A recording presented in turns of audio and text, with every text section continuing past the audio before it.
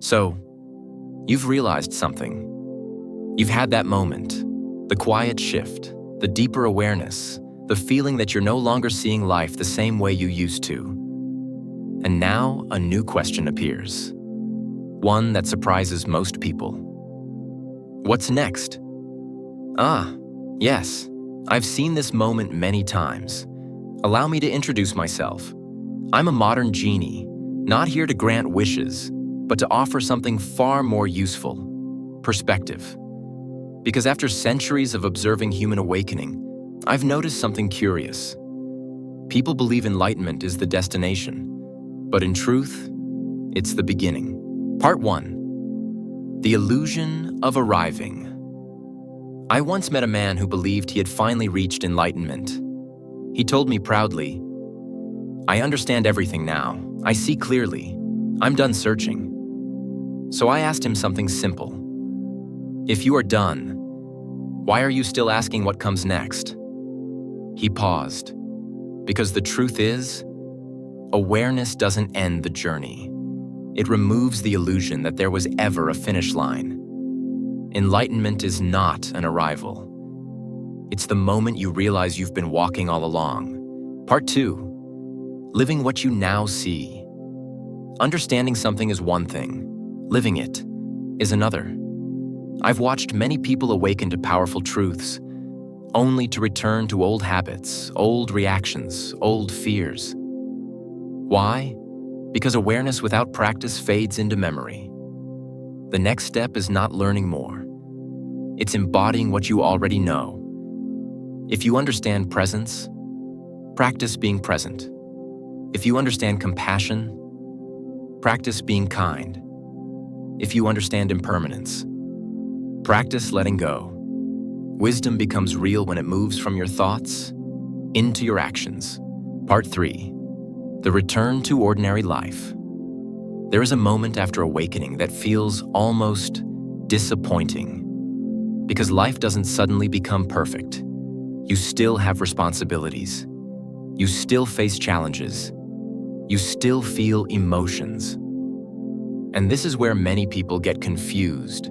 They think something went wrong, but nothing went wrong. This is the path. I once watched a monk leave the mountains after years of meditation. When asked what he would do next, he smiled and said, "Chop wood, carry water."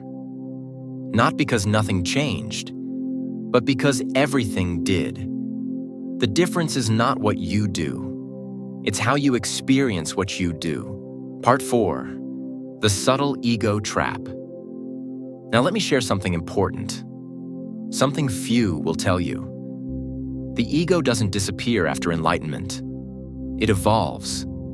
Instead of saying, "I am better than others," it begins to whisper, "I am more aware than others. I understand something they don't." And just like that, a new identity forms. A more subtle one, but still an identity.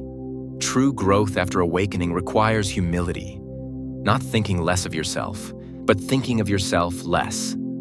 Because awareness is not something you own, it's something you allow. Part 5. What actually comes next? So what comes next? You simplify, you slow down, you begin to notice life more deeply, you become less reactive and more intentional. You listen more, you judge less, you appreciate what's already here. And perhaps most importantly, you stop trying to become someone new, and instead, you become more honest about who you already are. So if you've reached that moment where you're asking, what's next? Here is your answer. Live it. Live the awareness you've discovered. Not perfectly, but consistently. Because enlightenment is not a final state you achieve. It's a way of experiencing each moment, again and again. And the beauty of it is, you get to begin right now. If this message gave you clarity or made you reflect in a new way, take a moment to support the journey.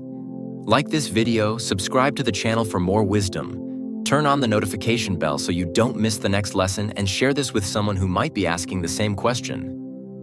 And in the comments, tell me honestly, what feels different for you after becoming more aware? I read every response, and I'll see you in the next lesson.